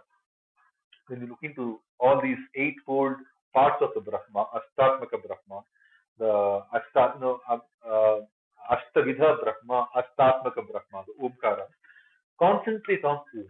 See, Om, when we look into the word itself, Otam iti Protaha, Om Protaha. It's called Om because it is into it that everything dissolves in. When you say Om, Narayana, Om, Om Namo Narayanaya, simple thing like Astakshar Japa, Om, Om Namo Narayanaya. So when we say Narayanaya, Narayana can be contemplated in different ways, but then we finally offer everything into that Omkara.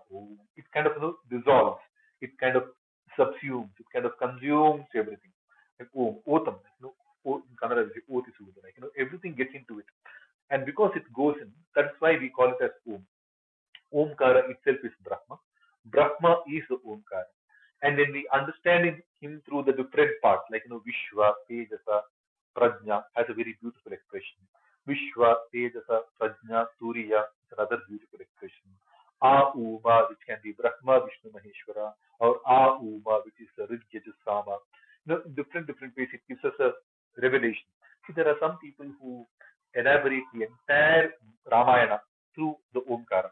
There are pravachanas available where they explain the entire Ramayana. So, Padataha, when we do the repeat contemplation, so Om iti Ekaksharam Brahma Vyaharam, keep uttering that, and Anusmaram, and also think about its conceptive part.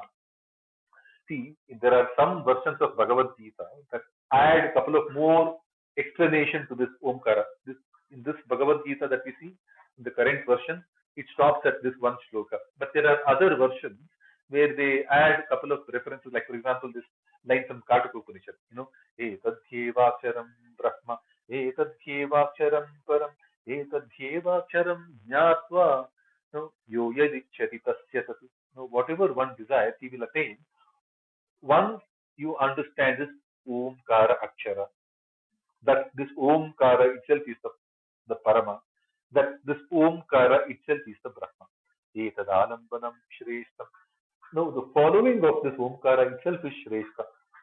Etadalambanam Param, and following of this Omkara itself is the Parama. Etadalambanam Jnatva, and understanding how to follow this Omkara. Brahmaloka Mahiyati. That's a Kataka Upanishad. These are the lines in the Kataka Upanishad. And here, Krishna, not getting into the complications of the Upanishadic messages, gets it very, very simplified. Om iti Ekaksharam Brahma. All the eightfold questions of you, O Arjuna, they are all Brahma eventually. They are all Om iti, Otam. They are all into this Brahma. Om iti Ekakshara Brahma. So Om iti also can be Otam iti. Everything has dissolved into this. And Om is also literally the Omkara. So look at this Omkara, look at this Parabrahma. Think about this Parabrahma constantly through its various parts, but also know it is that one single Brahma. In that constant thought, Yaha Deham Tejam Prayati, giving up this body departs. Saha Paramam Gatim Jati. He will attain the supreme position. Very beautiful. Do repeat contemplation. And once we are familiar with the word by word meaning, look at some of the bhashyas. I think it will give us some brilliant experiences, right? So that's shloka number 13. With that, we are moving on to shloka number 14. Shloka number 14 is, I think, this is the last point. He says, Katham Jneyah Ati, how to think about you at the time of departure. This is the last shloka where he talks about Smarana, Bhagavat Smarana. It reads like this. Ananyacheta Satatam Yo Mam Smarati Nityashah Tasyaham Sulabha Partha Nitya Yuktasya Yoginah. Ananya Chetaha Satatam Yo Mam Smarati Nityashaha Tasyaham Sulabha Partha Nitya Yuktasya Yoginaha. I think this is many commentators call this shloka to be the essential summary of the entire chapter. If you can understand this one shloka, the entire chapter 8 is perhaps very nicely understood. A lot of commentators say this is the saramsha of the entire Akshara Brahma Adhyaya. Why? I think we'll see the reason. Padacheda, right? Ananya Chetaha Satatam Yaha Mam Smarati Nityashaha Tasya Aham Sulabhaha Partha Nitya Yuktasya Yoginaha. Right? When we do the unjumbling of these words, we see the Hey Partha, the Anvaya, right? Anvaya reads like this. Hey Partha, Yaha Ananya Chetaha Nityashaha Satatam Mam Smarati Nitya Yuktasya Tasya Yoginaha Aham Sulabhaha. Very beautiful. Right? What does that mean? Dictionary. Hey Partha, O Prithasan, O Arjuna, Yaha, the one who Ananya Chetaha, right? The people who have no other thought, right? Ananya, na Anya Cheta, who are Ekagra Chitta, who are constantly thinking about me, right?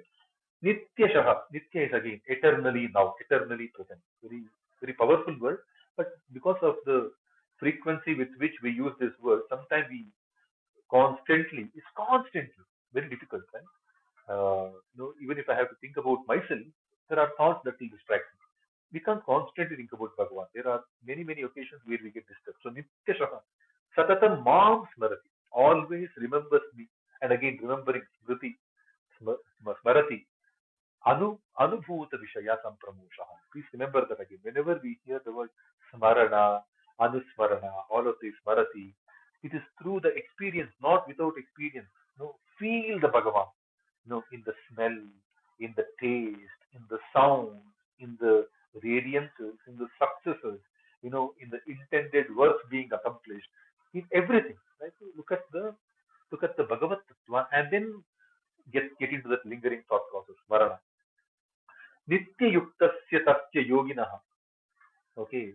Of those yogis who are constantly yukta, constantly capable, constantly striving. Aham Sulabhaha. I am very easy for them. I am very easy, a Partha, for those people, for those yogis who are constantly engaged in my thoughts, who are constantly doing their actions and then in their actions thinking about me. Like how Bhishmacharya, his war was Bhagavad Seva, his Prarthana was also Bhagavad Seva. Okay, his role as a commander in chief was also Bhagavad Seva, and lying down on the bed of arrows, praising the Bhagavan through his 1,000 names is also Bhagavad Seva.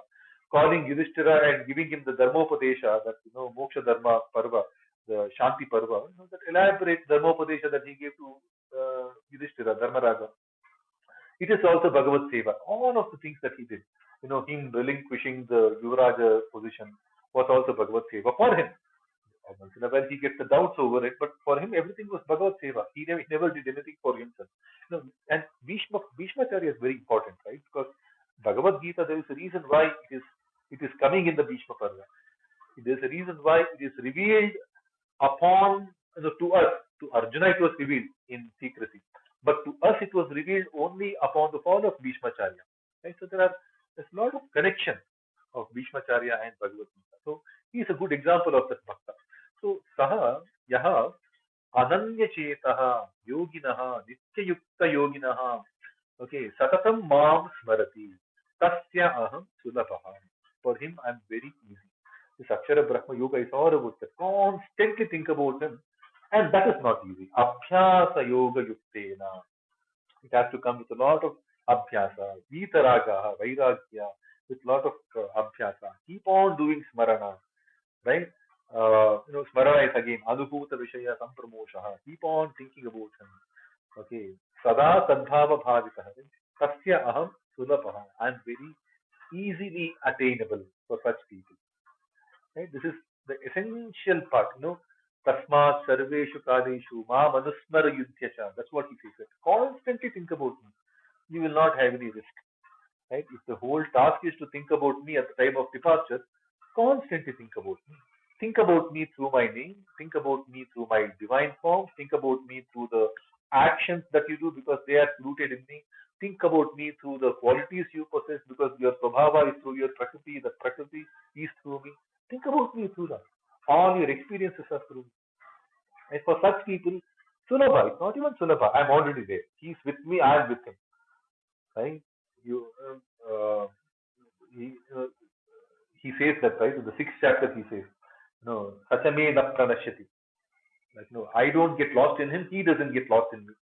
For such a person who is constantly in the yoga, constantly thinking about me, constantly doing the dharana of me in my multiple divine ways through the karma brahmodhavam vidhi, brahma akshara samudbhavam, tasmat sarvagatam brahma. This brahma is sarvagata, nityam yajne pratishtitam. In the duties, in the dharma charana, it is Bhagavan seated.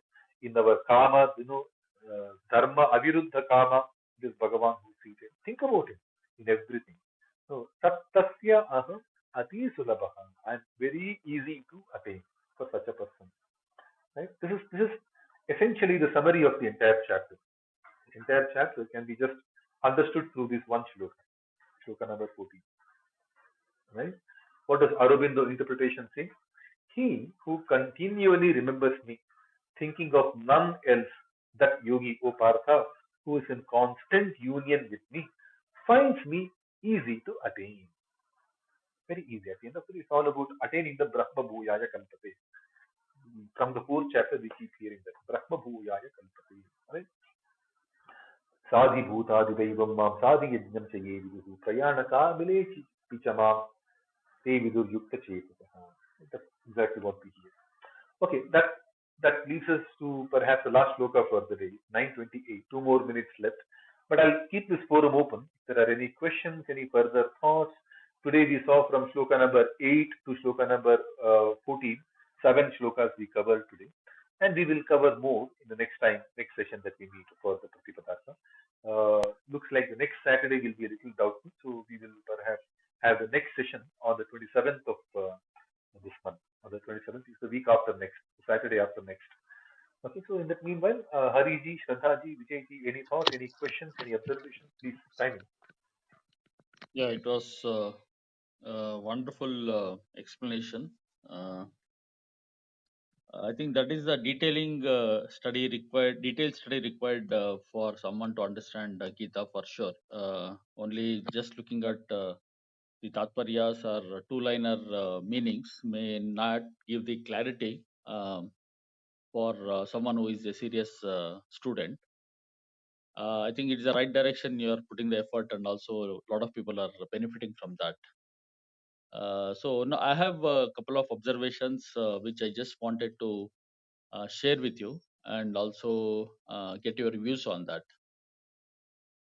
See, one is if you look at the 8th chapter and also the 6th chapter, Dhyana Yoga, it seems there is a lot of what you call similarity. There also it talks about how to do dhyana and do the abhyasa, and here also he is talking about the same abhyasa in this 8 to 8:14. So basically, it is the sum. I mean, if I just look at it, the intent looks similar.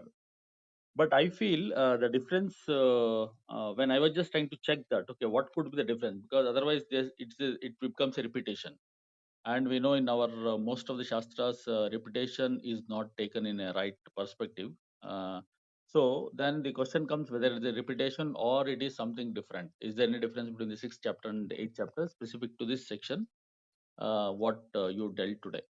So I was just trying to see that what I could make out was in 6th chapter, specifically if you go to like the shloka number, I think 635. Okay, 635. You can just stop me if I'm digressing.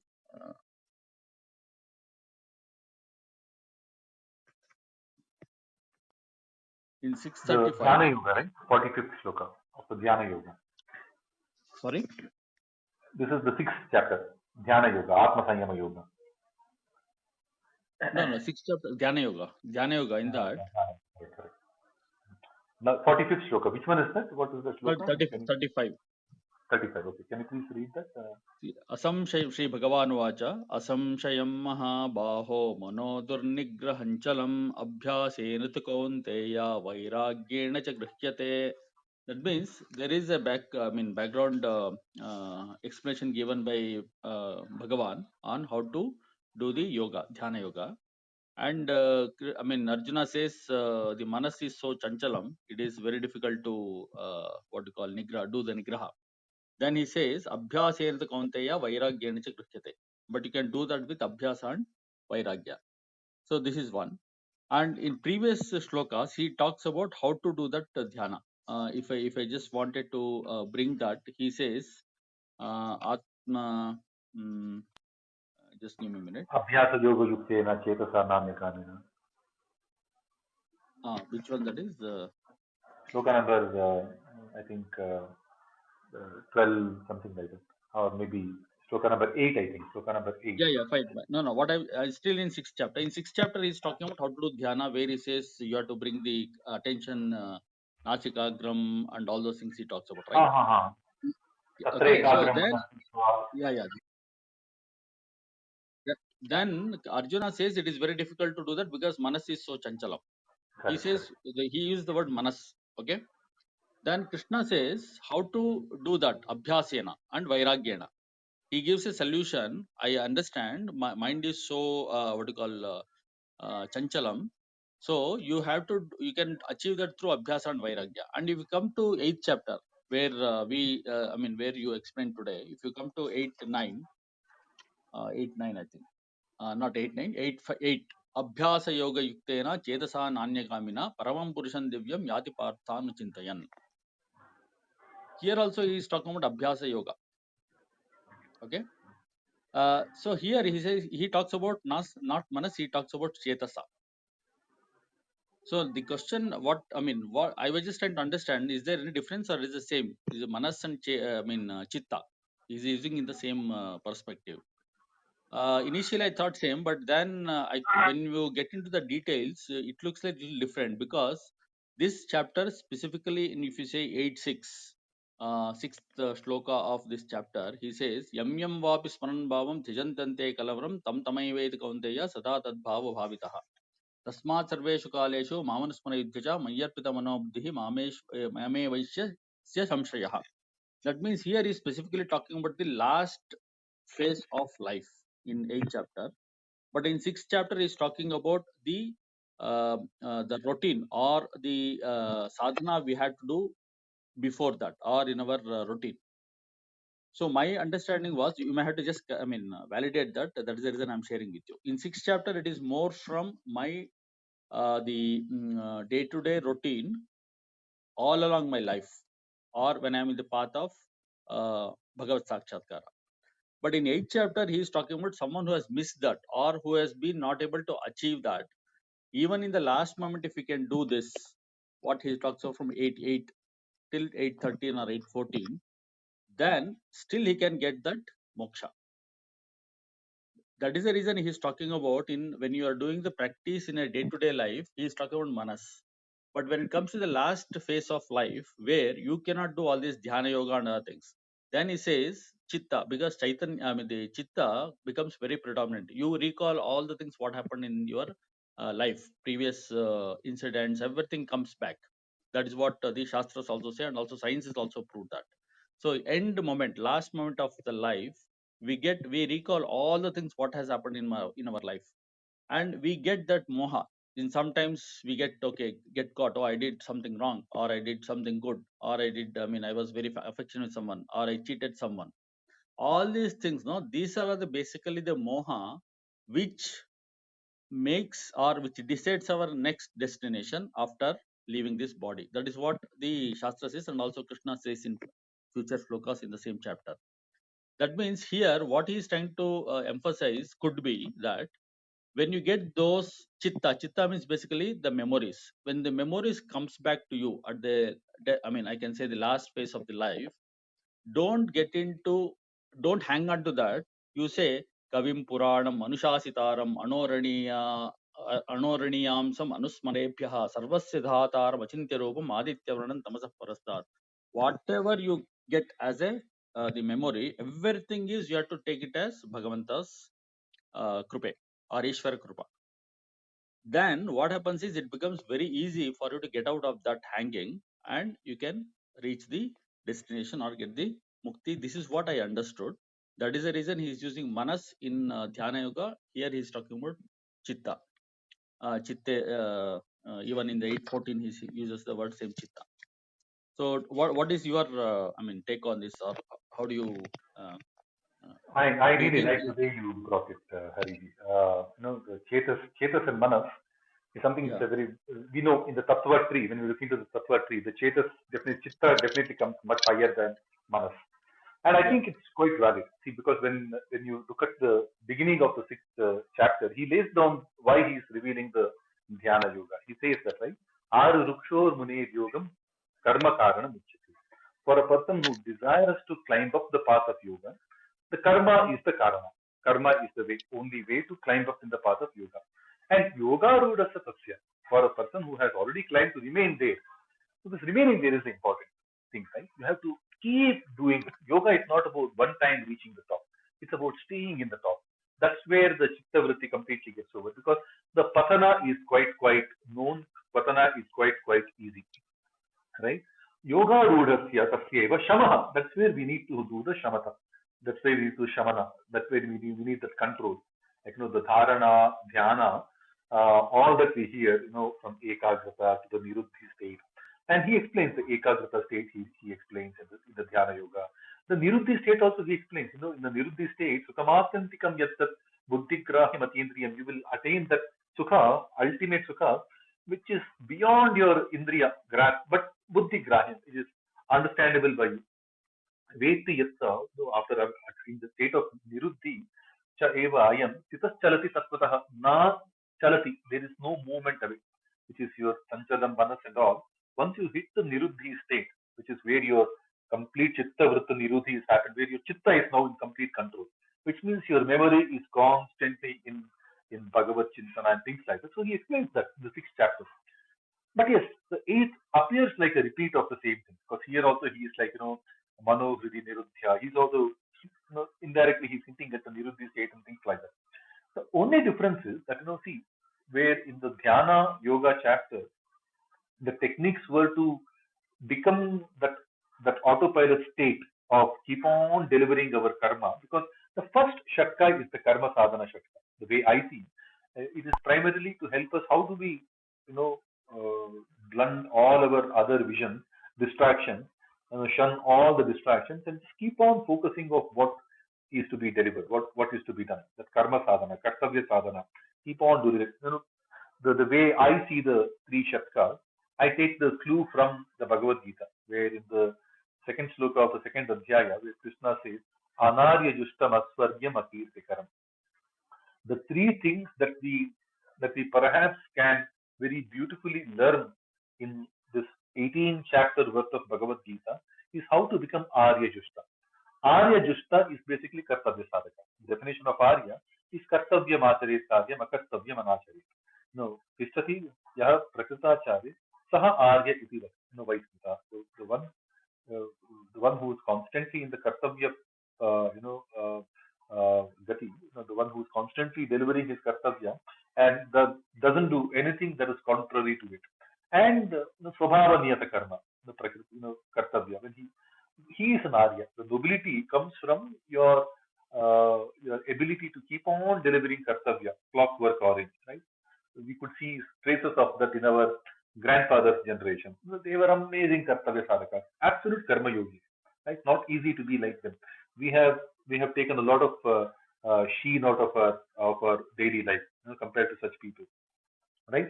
So the first six chapters is about Kartavya sadhana. The conflict of Shreyas versus Preyas is completely eliminated. And when we look into the questions from Arjuna, repeatedly he's bothered about what is Shreyas Karar. Yachreyasya Nischitam Bruhitam Me, Shishyasteham Shati Mam Swam Prapannam, Yachreya Etayorekam, Tamme Bruhi Sunischitam. So this what is Shreyas Kara for me is a very, very constant theme from Arjuna in the first 6 chapters. But suddenly we cross the 6th chapter, he is not bothered about what is Shreyas. So that Kartavya Sadhana, doing our Swadharma, Swabhava Niyatam Karma, is what we are all supposed to achieve as a first basic step to become Arya Justa, and then continue to remain in the samana state, in that shanti state, in that dharana state, and keep on delivering kartavya again and again and again, that will become Swargapara. That's the next part. Right? Arya Justa, Swargapara, Kirtikara. Then comes the name. The Kirti sadhana is the last shatka. Because Kirti, once we have the proper name, that is something that will, etch our name permanently in the memories of the society. Right? We will be Chirayu. But once we gain a proper name, we will become Chirayu. That is where the Kaivalya, that's where the Mukti, that is where the Jara Marana Mukti. So Kirtikara. So we might hear the same concepts of Abhyasa, Vairagya, okay, Abhyaseta Samarthosi. So we keep hearing this Abhyasa Vairagya in the last Shatka also. We hear the Abhyasa Vairagya in the second Shatka also. We hear the Abhyasa Vairagya in the first Shatka also. In all the three Shaktas, primarily it is helping us get better and better with yoga. Yoga for getting the Chanchara Manas into some kind of a niruddha. Yoga to get the Chitta Shuddhi. Yoga to take us to the marg of the Kaivalya. That one pointedness. Maybe we will see that in different measures in the three different sections of the Bhagavad-Gita. But the way I see it is just a natural progression. Once you become Kartavya Sadhaka, now you have to go higher and higher. Going higher and higher doesn't mean that you physically do anything different. The qualities around us will keep changing. We will start looking at the Vibhuti Rupa of ours. We will have Vishesha Jnana about ourselves. We will develop the supreme understanding about this entire grand old device, our purpose, our role.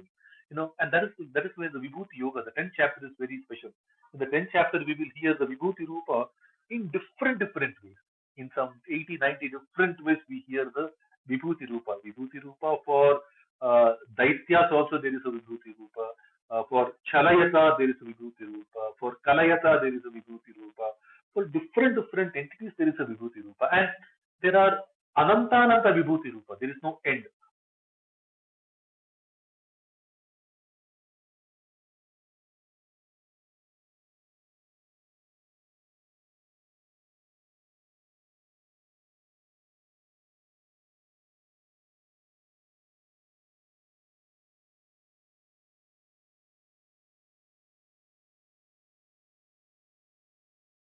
All of us can be little bit of Vibhuti Amsha. Nantosi mama divyana vibhutina. There is no end to my, but whatever is being told, will be told in the 10th chapter, is Uddeshataha. There is a specific reason why that. So, but Vibhuti cannot be realized without the Vijnana. There has to be a special understanding. So that Vijnana is what we start seeing in the second chapter, the 7th chapter, which is primarily trying to help us achieve the higher, because there is no loss of the yoga siddhi in the current life also. In the current life also, we can gain the benefit of the yoga siddhi. What is the benefit is perhaps with what we will see in the next shatka, which is the 6th chapter, 7th, 8th, 9th, 10th, 11th, 12th. These 6 chapters are about how na iha vinashaha tathya vidyate. Of the yoga siddhi path, there is no loss of the effort. That is what we are hearing. It starts with the Vijnana in the 7th Adhyaya. That Vijnana in the Akshara Brahma, aligned to the Akshara Brahma, is being elaborated in the 8th Adhyaya, which then becomes the Guhyatama Jnana, becomes 9th Adhyaya, which then translates into the Vibhuti Rupas, the different various Vibhuti Rupas that we can contemplate upon in the 10th chapter, takes us to how it will all fit into the grand old scheme of things in the Vishwarupa. Okay, and then once you reach there, right, once we get that understanding, it's complete bhakti, complete offering. So perhaps I'm just jumping the line. The way I see it, it's a incrementally progressive knowledge. The concepts could be the same, but by repeatedly being in the state of dharana, dhyana, by repeatedly pursuing the abhyasa vairagya. See, some people want to lose weight just to get married. After getting married, they go berserk, right? No, you have to continue, because for you to have a good child, childbirth also you need to have good health. After that, to face your old age also you need good health. Good health cannot be just for the cosmetic purpose of looking good, for a nice, picture at the time of, groom hunting, bride hunting, and things like that. So, but that abhyasa vairagya is essential. Some people, just to get the good marriage proposal, they might do some amazing abhyasa vairagya and go to hit the gym and get the shape in place. They get the right groom, bride, and things like that. After that, also they have to continue, right? Because then you need to continue progressing further. You get swarga, you get to see the Vibhuti Rupa. You can become a nice mommy, nice mother-in-law, nice father-in-law, nice father, nice grandfather, nice grandmother. Journey is endless. Every time we have a new phase, we have to unlock that beauty in that thing. So in the new phase, we have a new Kartavya Sadhana. From the previous phase, we have a new Vibhuti Rupa to acquire. So that Vairagya, Abhyasa is an ongoing journey. Even after establishing that Dharana, Dhyana, it has to continue to unlock the Vibhuti Rupa, to unlock the Kaivalya Pada. Keep on going. I think we will continue to hear the importance of Abhyasa and Vairagya later also. The only difference I see is that, as you rightly said, Mana to Chitta is one level, Chitta to the Paramatma Mukti, Kaivalya, is another level. Right? We will see that. From Kartavya Sadhaka, Arya Justa, to the Swarupa Vibhuti, person who has self-realized, person who becomes Swargapara, to the Moksha Sannyasa Siddhi, to the person who has achieved the Kirti, the ultimate name.